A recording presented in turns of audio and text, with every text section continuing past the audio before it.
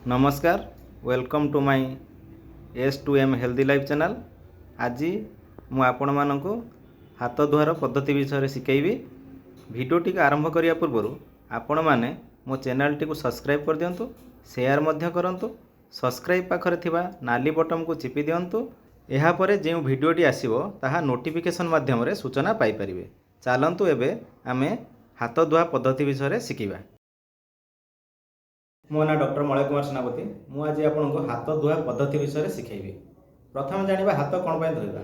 हाथ धोई आमे खाद्य खाइले विभिन्न प्रकार संक्रमण रोगरू रक्षा पाई परिबा। जेमिति कि कुर्मी, पेटकटा, डे टू डे लाइफ रे जो संक्रमण रोग व्यापुची से सबरू आमे रक्षा पाई परिबा।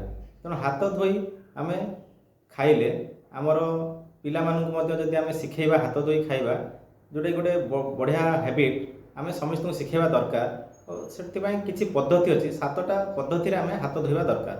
से 7टी पद्धति को मुझे शिखेबी आज केमी आप हाथ धोइले हाथ को जीवाणुमुक्त करें। चलतु एबे हाथ धुआ पद्धति विषय शिखा। हाथ धोइबा आम खाद्य खाइबा पूर्व, खाद्य खाइबा परे किंबा अन्य कौन आम जब हाथ में कौन अपरिष्कार लगे से हाथ धोइबा। हाथ जदि आम परिष्कार करके खाद्य खाइबा कि आम कौन अपरिष्कार जिन हाथ में लगे हाथ धोइबा ताले आम बहुत गुड़े रोगरू रक्षा पाइपर। तेणु हाथ धोयार 7टा प्रणाली अच्छी। मुझे गोटे गोटे प्रणाली आपण मानक बर्तमान शिखेबी। जमीक प्रथम आम कौन करवा ना रनिंग वाटर जोटा कि टैप आम पानी खोलिबा। पानी खोलिकी हाथ को प्रथम ओदा करवा। ओदा कलापर आम हैंड वाश कि साबुन यूज कर। प्रथम आम फेण करदे। फेण कलापर प्रथम सोपान हाथ पापुली दुईटी को प्रथम घसीबा, परस्पर घसीबा। द्वितीय सोपान ले हाथ पापुलीर पछ भाग को आम घसीबा। गोटे हाथ सरला परे आ गोटे हाथर पापुली को आम घसीबा। तृतीय सोपान है हाथर संधि गुड़ी को आम घसी सफा करवा। चतुर्थ सोपान बुढ़ा आंगुठी को आम गोटे हाथ में घसीबा। गोटे हाथ सरला परे अन्य हाथ बुढ़ा आंगुठी को आम घसीबा।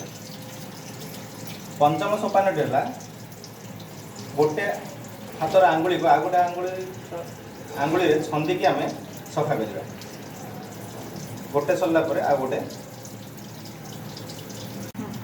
षष्ठ सोपान है गोटे आंगुठीर नख को अन्य हाथर पापुली रे घसी सफा करते।